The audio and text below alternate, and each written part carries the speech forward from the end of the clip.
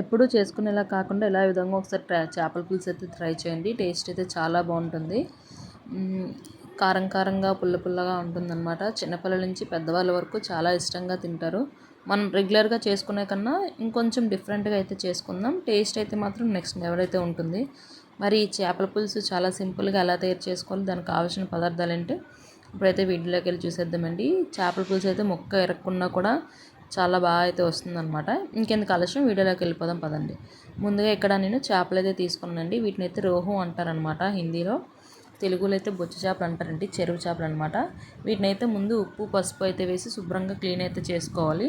కొంచెం స్మెల్ అనేది రాకుండా ఉంటుందన్నమాట. ఇది వచ్చేసి చేపల ఎగ్ అండి, దాన్ని వేరేగా ఫ్రై చేసుకుంటాం. ఇక్కడ టమాటా చింతపండు అయితే నానబెట్టి అయితే పక్కన పెట్టుకున్నానండి. తర్వాత అల్లం వెల్లుల్లి అయితే వేసి ఇందులో అయితే దంచుకుంటున్నాను అనమాట. ఎప్పుడైనా సరే నాన్ వెజ్ కర్రీస్ వండుకునేటప్పుడు అప్పటికప్పుడు అల్లం వెల్లుల్లి పేస్ట్ దంచుకొని వేసుకుంటే టేస్ట్ అయితే బాగుంటుంది. సో మీకు టైం ఉంటే ఇలా దంచుకోండి, లేకపోతే మిక్సీలో అయితే వేసేసుకోండి. ముందుగా మనం క్లీన్ చేసుకున్న చేప ముక్కల్లోని ఈ అల్లం వెల్లుల్లి పేస్ట్ అయితే వేసి ఒకసారి బాగా కలుపుకోవాలి. తర్వాత ఉప్పు పసుపు కారం ధనియాల పొడి జీలకర్ర పొడి అయితే వేస్తున్నాను. మీద ఫిష్ మసాలా ఉంటే ఫిష్ మసాలా వేసుకోండి, లేకపోతే స్కిప్ చేసేయండి. సో వేసుకున్న తర్వాత ఒకసారి బాగా కలుపుకున్న తర్వాత ఇందులోనే కొంచెం ఆయిల్ అయితే వేసి ఇంకొకసారి మిక్స్ చేసి పక్కన అయితే పెట్టుకుంటున్నానండి. సో దీనివల్ల చేప ముక్కలకి మసాలా అయితే బాగా పడుతుందన్నమాట. ఇంకా ఫ్రైకి కూడా ఇవే కొన్ని ముక్కలు అయితే ఫ్రై చేస్తాను. సో ఇంకా ఎక్స్ట్రాగా మసాలా ఏం అవసరం లేదు. ఇందులోనే కొంచెం కరివేపాకు 4 పచ్చిమిరపకాయలు కూడా ఇలా కట్ చేసి అయితే వేసుకున్నాండి. సో ఇవి కాసేపు పక్కన పెట్టుకొని టమాటా చింతపండుని బాగా పిసుక్కోవాలన్నమాట. పిసుకు అందులోంచి ఇంకా వేస్ట్ అంతా తీసేసి ఇంకా జ్యూస్ని అయితే పక్కన పెట్టుకోవాలి. తర్వాత స్టవ్ ఆన్ చేసి కళాయి పెట్టుకొని ఆయిల్ అయితే వేస్తున్నాను. ఆయిల్ హీట్ అయిన తర్వాత ఇందులోనే మనం ముందుగా రెడీ చేసుకున్న అల్లం వెల్లుల్లి పేస్ట్ అయితే ఉంది కదా, సో దాన్ని అయితే కొంచెం వేసి ఫ్రై చేసుకుంటున్నానండి. సో ఇలా ఫ్రై చేయడం వల్ల ఏంటంటే మనకి ఫ్లేవర్ అనేది బాగుంటుంది. నెక్స్ట్ ఏంటంటే పచ్చివాసన కూడా పోతుందన్నమాట. సో ఇలా వేగిన తర్వాత ఇందులోనే పచ్చిమిరపకాయలు కూడా యాడ్ చేసుకుంటున్నానండి. 4 పచ్చిమిరపకాయలు ఇలా కట్ చేసి అయితే వేసుకున్నాను. వేసుకొని కొంచెం బాగా వేగాలన్నమాట. సిమ్లో పెట్టుకొని వేయించుకోండి, అప్పుడు ఫ్లేవర్ బాగుంటుంది. మాడిపోతే మళ్ళీ చేదు ఫ్లేవర్ అయితే వచ్చేస్తుంది.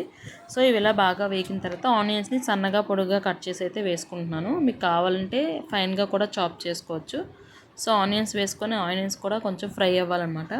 ఈ ఆనియన్స్ ఫ్రై అయ్యేలోగా మీరు కనుక మా ఛానల్ ఫస్ట్ టైం చూస్తున్నట్టయితే మా వీడియోస్ని లైక్ చేయండి.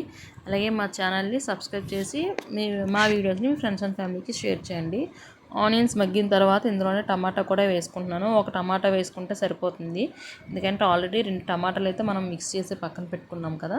సో ఇవి కూడా బాగా వేగిన తర్వాత ఇందులో కొంచెం పసుపు అయితే వేస్తున్నానండి. సో పసుపు వేయడం వల్ల ఇంకొంచెం తొందరగా మగ్గిపోతుంది అనమాట. నెక్స్ట్ వచ్చేసి మనం ముందుగా రెడీ చేసుకున్న చేప ముక్కలు అయితే ఒక్కొక్కటిగా అయితే ఇక్కడ పెట్టుకుంటున్నాను. ఇలా వెడల్పుగా ఉన్న గిన్నెలో చేసుకోవడం వల్ల మనకి చేప అయితే ఇరక్కుండా ఉంటుందండి. కలిపేటప్పుడైనా సరే చేప తీసి వేసుకునేటప్పుడైనా ఒకదానికి ఒక టచ్ అవ్వకుండా విరగకుండా అయితే ఉంటాయి అనమాట. ఇరుకుగా ఉన్న దాంట్లో చేస్తే చేప ముక్కలన్నీ ఇరిగిపోతాయి.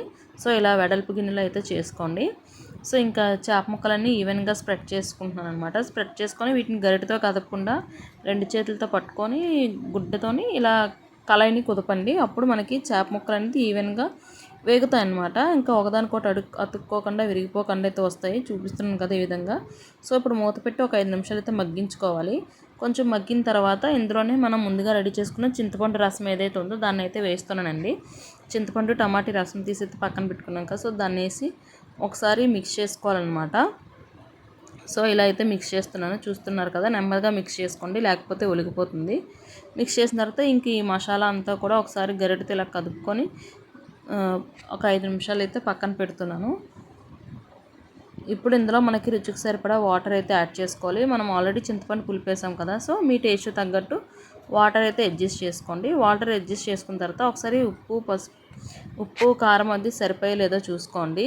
సరిపోయిన తర్వాత ఒక 5 నిమిషాలు మూత పెట్టి హై ఫ్లేమ్లో పులుసు అయితే మరిగించుకోవాలన్నమాట. చూస్తున్నారు కదా ఇక్కడ ఇలా మరుగుతుంది కదా.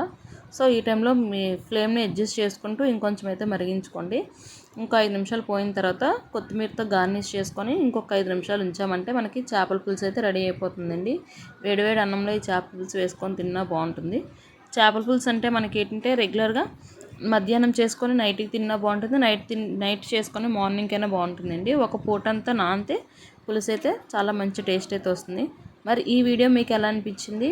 ఈ రెసిపీ మీకు నచ్చిందా? నచ్చినట్టయితే ఒక చిన్న లైక్ ఇవ్వండి, మీ ఫ్రెండ్స్ అండ్ ఫ్యామిలీకి షేర్ చేయండి. అలాగే ఇలాంటి సింపుల్ అండ్ టేస్టీ రెసిపీస్ కోసం మన ఛానల్ని సబ్స్క్రైబ్ చేసుకొని సపోర్ట్ చేస్తూ ఉండండి. ఈ వీడియో మీకు ఎలా అనిపించిందో కూడా కింద కామెంట్ సెక్షన్లో కామెంట్ చేయండి. Thanks for watching. Bye bye.